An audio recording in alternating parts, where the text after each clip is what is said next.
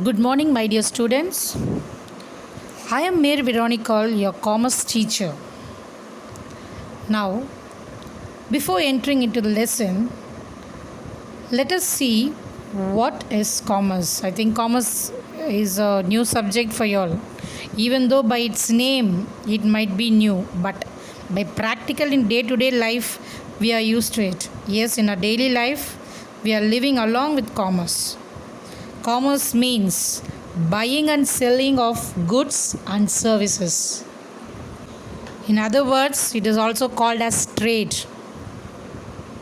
Commerce is another word for trade or business and can mean simply the buying and selling of goods and services. Now we'll move on to the content. Now in commerce, you'll be having 10 units, and in each unit you'll be having 3 to 5 or 6 chapters. So totally you'll be having 33 chapters. We'll be seeing the first unit. You have 3 chapters. First unit is fundamentals of business. In that first chapter, historical background of commerce in the subcontinent. Commerce, that is the trading, it came into practice from the ancient days itself, that is in olden days where kings and queens ruled our country. Not only our country, in almost all parts of the world. So in those days what they did is that they used to exchange goods between states, between countries, and then even between villages also, neighboring villages, neighboring states, like that. So whatever they have in surplus, extra what they have, அதாவது அவங்கக்கிட்ட இருக்கிற அதிகமான பொருட்களை அவங்க வந்து மற்ற ஸ்டேட்டோடையோ இல்லை மற்ற வில்லேஜோடையோ இல்லை மற்ற கண்ட்ரீஸோட ஷேர் பண்ணுவாங்க.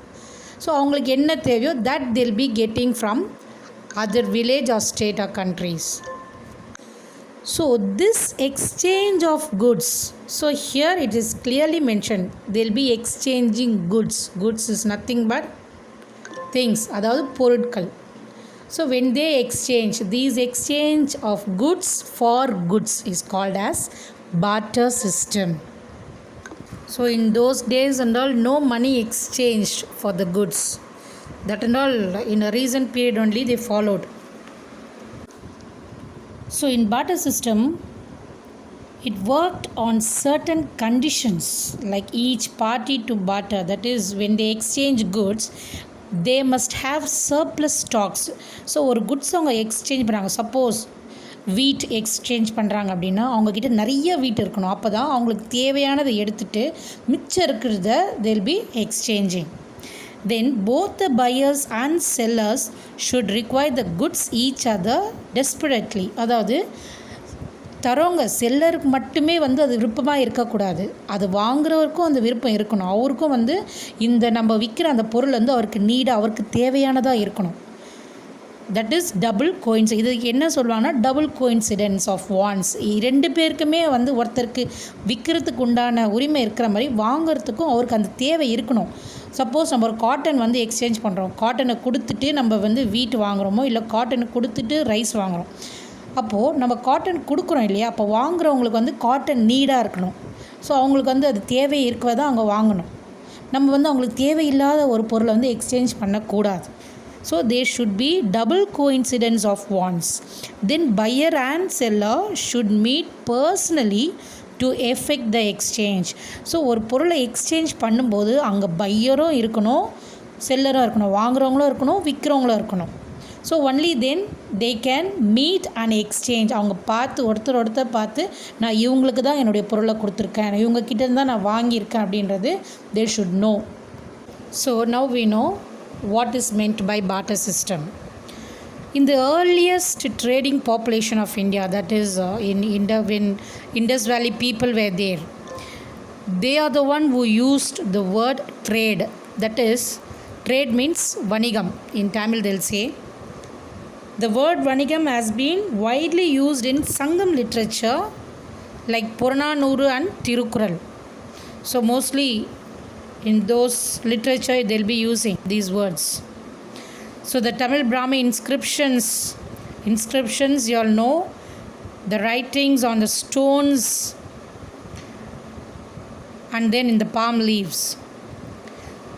So the Brahmi inscriptions from Alagar Malai, Pugalur, Mangulam and Sri Lanka illustrate the fact that trade in gold, oil, plough, cloth, etc. So this trade in Sangam period was both internal and external, but it was conducted by means of barter. That is, அவங்க அந்த ஊர் உள்ளே இருக்கிற மக்கள்கிட்டயும் வந்து they'll be exchanging goods, and even out of that area, out of that village or out of that town they'll be exchanging. That is barter, that is பண்ட மாற்று முறை. அதாவது ஒரு goods கொடுத்து இன்னொரு goods வாங்குறது.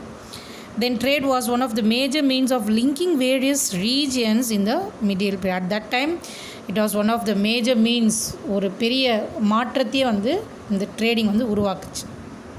At one stage they realized that whatever goods they are exchanging, that made them understood, அதாவது அவங்க எக்ஸ்சேஞ்ச் பண்ணுற அந்த குட்ஸ் வந்து ஒரு ஸ்டேஜில் வந்து உணர ஆரம்பித்தாங்க.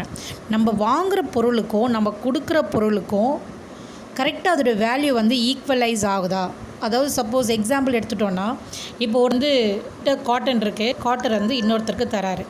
அப்போது வாங்குறவர் வந்து காட்டனை வாங்கிட்டு அதுக்கு ஈக்குவலாக வந்து கோல்டு தராரு. அப்போது காட்டனோட வேல்யூவும் கோல்டோட வேல்யூவும் ஒன்றா ஆகாது. ஸோ இந்த மாதிரி ஒரு கிளாஷ் வரும்போது அவங்களுக்கு புரிய வருது. அப்போது காட்டனோட எக்ஸ்சேஞ்ச் பண்ணும்போது கோல்டு வந்து அதோடைய வேல்யூ எப்பயுமே கொஞ்சம் இன்க்ரீஸ் ஆகிருக்கும், தரம் உயர்ந்ததாக இருக்கும். அப்போது அந்த டைமில் தான் என்ன பண்ணாங்கன்னா மணி இன்ட்ரடியூஸ் பண்ண ஆரம்பித்தாங்க. ஸோ அதாவது அது பொருளுடைய வேல்யூ, அதோட மதிப்பு தெரிஞ்சு பொருளுக்கு பொருள் வந்து மதிப்பு ஈடாகாது. அப்போது நம்ம என்ன பண்ணணும், மணியை வந்து அதுக்கு எக்ஸ்சேஞ்ச் பண்ண ஆரம்பித்தாங்க. At that time only they started to exchange the money in even during kings and queens were ruling. So this trade and commerce was so common to Pandya dynasty. So Pandya dynastyல பார்த்தீங்கன்னா full and full அவங்களுடைய full ஒர்க்கே பார்த்தோன்னா only buying and selling தான்.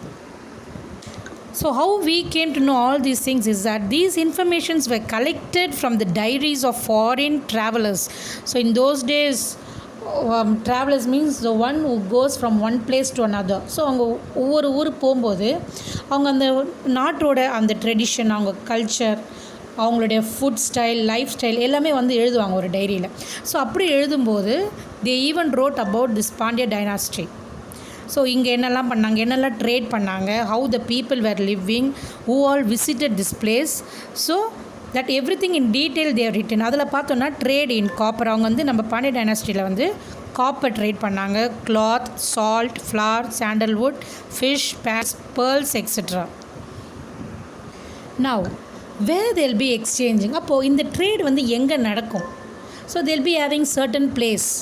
இப்போ நம்ம place, நம்ம area எடுத்துட்டோம், நம்ம ஊரை எடுத்துட்டோன்னா where will be buying goods, where will be selling, இது எல்லாமே எங்கே நடக்கும்னா மார்க்கெட். ஸோ அப்போ அந்த காலத்தில் இந்த பிளேஸ்லாம் எங்கே நடக்கும்னா சேம் மார்க்கெட், பட் அதுக்கு என்ன நேம் அப்படின்னா அங்காடி. அங்காடி மீன்ஸ் மார்க்கெட். அப்போது பகலில் நடக்கிற அந்த ட்ரேடிங்கு, பகலில் நடக்கிற அந்த மார்க்கெட் பேர் என்ன அப்படின்னா நலங்காடி. That is called as day market. நைட்டில் நடக்கிற அந்த மார்க்கெட்டுக்கு என்ன பேர் அப்படின்னா night market, that is called as Allangadi. Even in Silappatikaram, according to saint poet Ilango, he has clearly mentioned that Madurai Kanchi, he described Madurai as Iruperuneyamat, that is the meaning sleepless city due to round the clock business activities. அங்கே பார்த்து தூங்கா நகரம் அப்படின்னு சொல்லுவாங்க தமிழில். That means almost எல்லா நேரத்துலேயும் வந்து அங்கே ட்ரேடிங் நடந்துகிட்டே இருக்கும். Then in Tamil Nadu where all the trading took place, that is in big cities like Poompuhar, that had the Marurapakkam, that is inland town, உள்ளுக்குள்ளே அந்த ஊர் உள்ளே. அண்ட் தென் பட்னப்பாக்கம் சொல்லும்போது along the coastal means where the land and sea meets, அந்த கரையோரமாக, கடற்கரை ஓரமாக. had market and bazaars where many merchants met one another for the purpose of selling and or buying different kinds of commodities. Commodities அப்படின்னு சொல்லும்போது goods தான், பொருள் தான். commoditiesம் பொருட்கள், goodsம் பொருட்கள். And many towns seem to be very busy like Tondi, Korkai, Puhar and Musiri. So they are very famous in exporting and importing goods. Then they were engaged in different kinds of fishing and pearls. And conches means sanguன்னு சொல்லுவாங்க. And produced salts and built ships. So all these took place along the coastal trade during ancient period, that is in Tamil Nadu. Okay students, go through this video session again. In the next video session we'll be seeing about the role of the government during ancient Tamil Nadu. Okay students, thank you, have a nice day.